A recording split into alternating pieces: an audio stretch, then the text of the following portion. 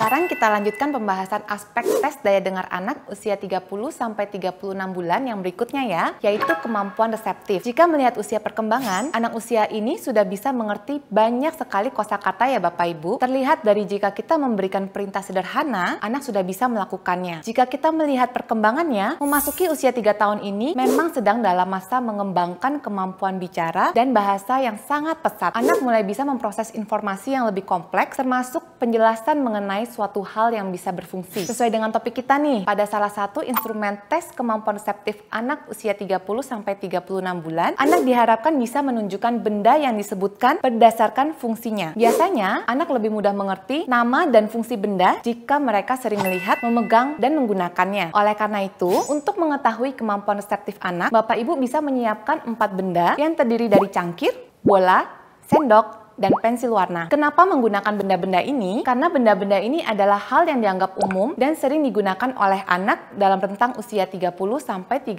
bulan, sehingga diharapkan anak bisa menunjuk benda yang kita sebutkan fungsinya tadi. Bagaimana cara mengujinya? Kita sambil simak videonya bersama ya.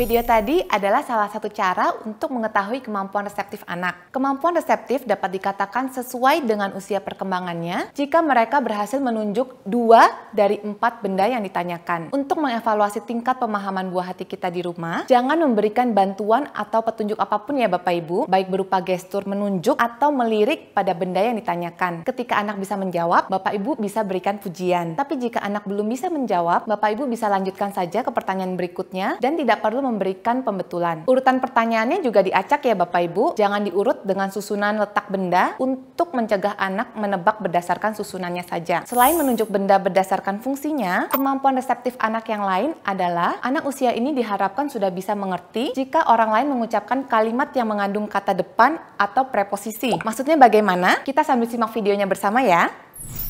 Nali, minta tolong taruh kertas ini di lantai. Minta tolong ambil kertas itu taruh di kursi. Minta tolong ambil kertas itu kasih ke Dedi. Terima kasih.